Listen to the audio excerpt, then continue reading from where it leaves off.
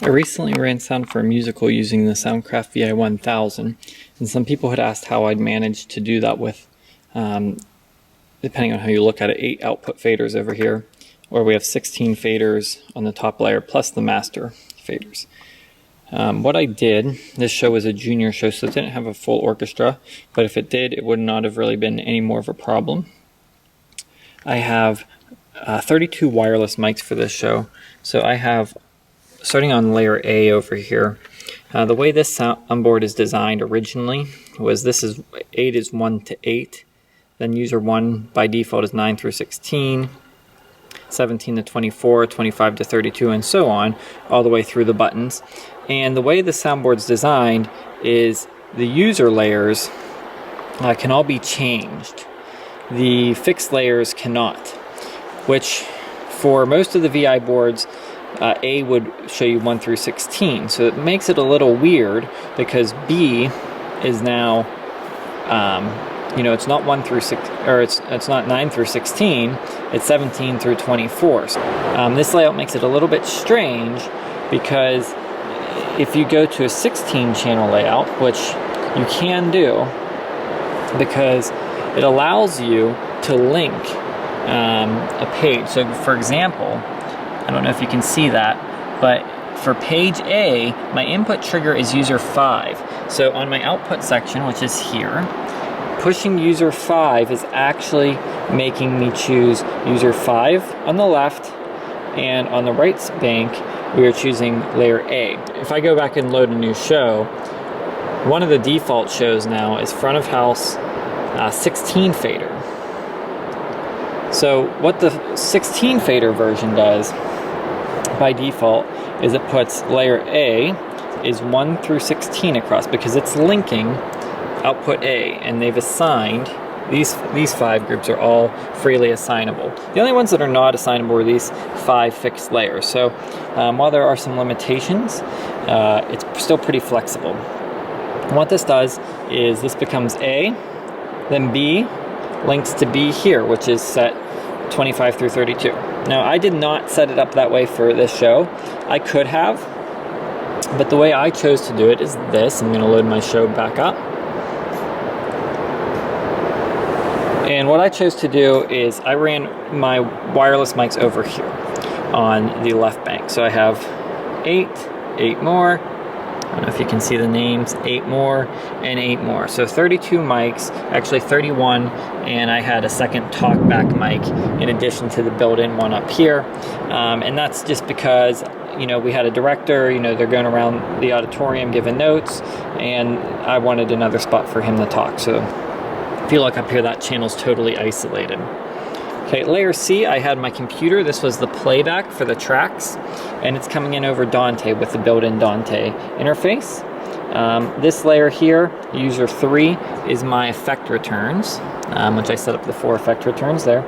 And then for this show, because we don't have a ton of channels, the last 4 banks here, D and E, and user 4 and 5, I did not really use.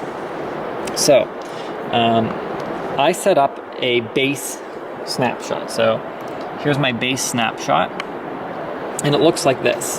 The layers are all just how you saw them, and then the top layer, user 5, which is my top layer, it's the layer I mixed the whole show from, is totally blank on the left side, so nothing's assigned to it. And on the right side, the only things I've assigned to it are 3 VCAs, 1 for leads, 1 for ensemble, and 1 for music. Now this is just kind of my template, so sometimes I had nothing assigned to these VCAs at all, and sometimes I did.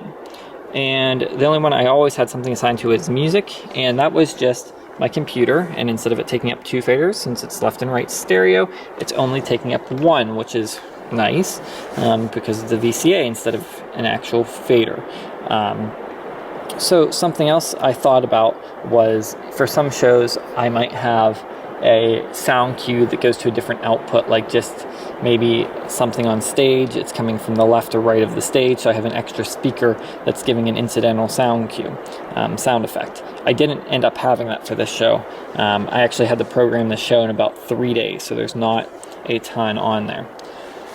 Okay, so I have my 32 wireless mics on these first 4 layers, and I have Also, you can see the RF information. There's Shure QLXD, which allows you to monitor the microphones, which is very nice. And something else I do is I typically will isolate globally a few things. The direct output down here, and then these first 3 blocks, which is the input block. So in case I mess up the routing and I already write some cues, but maybe before mics even get put on, their name, the patches. In this case, I'll show you in a minute here, I have a second input patch coming from Dante for for when I want to play back a recording. And then the EQ, so maybe they place their mic a little bit differently each day. You don't want to have to try to change that in each cue. The VI series, you can copy and paste an EQ to each cue as you'd like, so that is another option, but I chose to isolate it. And then same thing for the dynamics, my gate, compressor, if you want to use a DS or whatever you want to use. And then my outputs are not isolated. They will change. Okay, they change per cue. And then the way I set up my foldback, my monitors on stage, is through a matrix for this show. So if I go over to my stage, I just set up on the last one. In each cue I assign people to leads, ensemble, or the computer. You can assign to a matrix on this board channels rather than groups. So I just did the computer directly from the channel. And then here's the main mix. I didn't send any main mix. Everything I had was either the computer, which I sent at Unity, and then the lead mics -5 dB, and then the ensemble a little less, looks like -15 dB. And that gave me a good basic sound that everyone could hear, but they needed to hear throughout the show.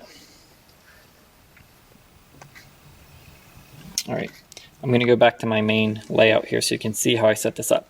So a lot of Broadway and bigger production shows actually just run the show off of 8 VCAs. So they'll just put their VCAs here and reassign VCAs per scene, per cue, and sometimes changing their assignments multiple times within a given song. This is a good way to do it because then everything you have is right in front of you and you just can reassign it. It gets a little bit tricky and complicated, and I had 3 days to program this, and I think the possibilities of this board give you kind of a better option too, which I'll show you here now.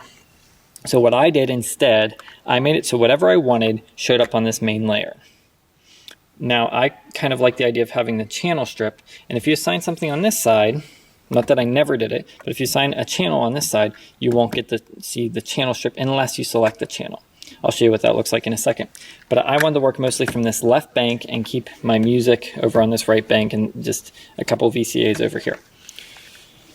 Oh, so what I can do here is per cue, I can hit the setup button on my input fader or my output fader, depending on where I want it.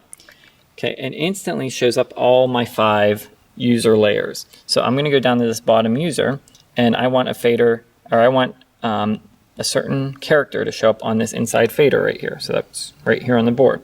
The bottom row here, it says none. If I click on it and I go to my inputs, here are all my characters right here. So I can choose, say, Alex, who's the lead character in this Madagascar show. He's the lion. So here he is.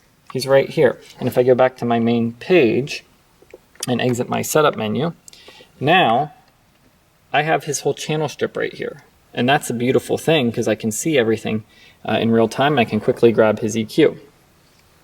Can do the same thing on this side. The only disadvantage, I'll go ahead and put Alex on this side. All right, so here he is. Exit the setup. And now this information still shows. If I hit select on Alex, I was down here, I soloed or selected his channel. Now his channel strip is there. So it's still not a bad setup. And most of the time you aren't going to need to reference that constantly, but it's an option to put it over here, so I put them over here. So I'm going to move out of this queue. So each time I set up a new scene, I went back to this base queue, which again was totally blank. So that's very nice. All right, so now I'm going to move on to a couple queues just to show you what this looks like. So I'm going to go to Q1. So Q1 had a few lead characters, Alex, Marty, Gloria, Melman, and Alex starts the show. I have the global mute one with all my mics in this show. So if I open it up, okay, Alex is on, and then I kind of just move through the characters. They all sang a little solo on this first queue. I go to the next queue. Okay, and I don't have anything over here because all it was is the ensemble, and I put the ensemble group here just to remind me, hey, this is an ensemble number. And actually on my auxes, if I go into them, I had a lead and ensemble aux. Okay, I never move them past anywhere but unity. Okay, these are mainly for purposes of my monitor feed on stage, and also I put the ensemble through the DBX multi-band compressor that's available on the outputs, so that was nice as well. All right, so if I go back to my main channel here, or my main page I mean, I have the ensemble group, the leads group and the ensemble group here. All I was really running in this queue was the ensemble. It's just a chorus section there. Okay, the next queue here had a solo for these three. They were zookeepers, Zelda, Zeke, and Zoe. So they jumped back over here where I was putting my leads. And then I had, a couple just little changes as I went on. So each song is, or each part of the song was a big ensemble number, had a bunch of little solos, silly little opening number, but it had, you can see as I go through the cues, they're in different places on the board. They're, different places are lighting up, different characters are lighting up, and that's how I ran through this first song. One really nice thing about this soundboard is it has a Dante interface built in, 64 by 64. So on my computer channel, I was actually running in to the soundboard from my computer onto Dante 1 and 2 input. And then it's coming out on the same ports, Dante 1 and Dante 2. This is so I could record back into Logic, this computer. And then starting with output 3, I sent each character out. So again, I had 31 wireless mics. So 3, 4, 5, 6, 7, 8. As I go through, we're using every single output all the way up to 33. So what I did is I recorded a rehearsal. So over here is my Logic session. So I have all of the characters from a rehearsal, starting with my computer, all of the different characters, and you can see everything they did. Since they're direct out, it's recording everything pre-EQ, pre any processing, so it's totally plain, just hitting the preamp. So what that means, if I come back to the console, I also set up on each channel a second input. So if I go to Alex's channel here and I click on it, okay, his input patch 1 was local mic 1. So on the back of the board, I used those 16 preamps for my first 16 wireless mics. And then I have a second input patch. It's Dante 3 in this case. Now what is awesome about this console, something I can do, is I can hit the gang button down here. And you could save this into a queue technically, but if I hit the first solo button and the last one in the strip, it's a hard reach for me, so I'm just going to do it manually.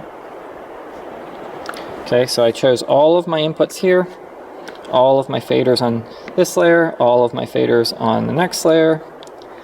So all the faders I'm using, and I think I just missed one on the last page. But you can do a shortcut for this too. I'll show you. If you're doing ganging, you can hold one button and then hit a later one, like that. My reach wasn't far enough holding the camera here to do a whole row, but you can see how that works. So I have all these lit up, all these lit up, all these lit up, all these lit up. So that's all my inputs for the show. Okay, and you can see here's an example of VCA reassigning. These were on VCA 1 in this queue. All right, so these are all lit up. Now all I have to do is hit this F button up here, and all of the channels I just selected are now lit up with that F button, and that means that they all have gone to their second input. I can deselect them. So they're all now on their Dante input. So if I go here back to my Q1, okay, if I go back in my file, so now if I go back in my file, and I had only a couple of days to rehearse this, but if this was a show I was working on for a while, I would have probably recorded this a few times. Now it's a great learning tool, but I would have recorded a rehearsal, and then you could go back and save your cues based on that rehearsal. If you're going into a situation, you could even record, if you're going into a situation, you could even record a rehearsal with no mics actually turned on, or just some rough mics, and or just do it, you don't have to go through all your sound cues and have them be messy that first day. Just record it, and then you can go back and play it, set your levels, your gain levels before the rehearsal, but that's it. And just record it, make sure no one's clipping, no one's too low on the gain, and you're getting a nice signal when you're recording. Then you can go back and write all your cues when you're alone in the room. You don't have to disrupt the rehearsal at all. So the last thing I want to do is go ahead and run through the cues for the opening song of this show for you. It's kind of a silly song introducing all the characters from Madagascar, a musical adventure junior. They're at the Central Park Zoo still, and they're putting on a show for the crowd that's visiting the zoo, and we're introduced to all the characters, and there's tons of little solos, and the zookeeper's introducing people, and there's different ensemble groups. All 31 mics are used in various points, and you'll see the way it's set up, I never have to have my fingers on more than maybe 2 faders, 3 faders, and I don't think I ever use more than 8 of them at a time. So it's a really nice and smooth setup. So here is the opening number.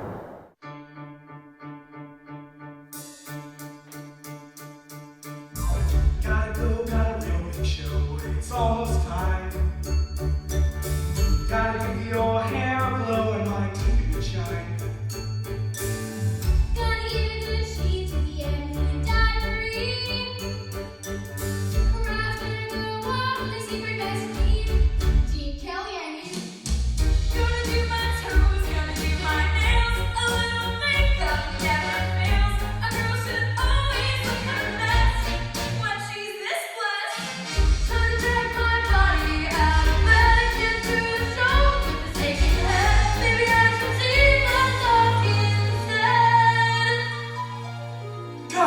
It's 10 o'clock. It's showtime. It's showtime. Showtime. Showtime. At the Central Park Zoo. Welcome to the Central Park Zoo, featuring more than 150 species from around the world. It's showtime. Why not start your adventure in our African Savannah section and say hello to Marty the zebra? Crack-a-lackin', he's so crack-a-lackin'. Crack-a-lackin', he's so crack-a-lackin'. Gather round, people, gather round. Marty the zebra spinning a daisy, live and beautiful, black and white. My name is Marty, and I'm a zebra. I know horse and I ain't no Libra. I really know how to put on a show. Give me a groove and watch me go. Look out! Yeah, you don't need that on Animal Planet.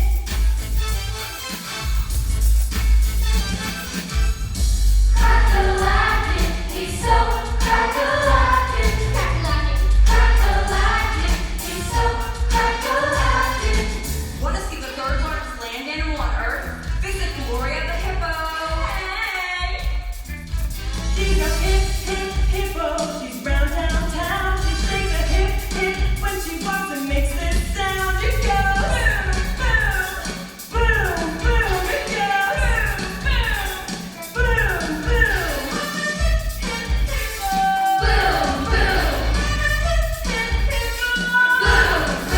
Bye, babies! Attention patrons, the giraffe exhibit is now closed. Please make sure our giraffe Melvin feels better by allowing him his privacy. We apologize for any inconvenience. I had to call in sick today. I took a blood test and an x-ray. On my back I found another spot. I'm not feeling so hot. Stop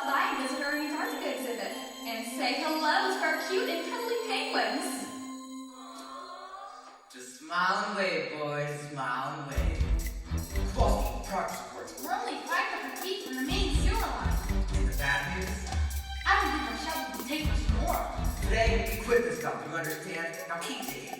And me, Skipper? As you were, Private. Just keep looking cute and cuddly. Now, where are we going, boys?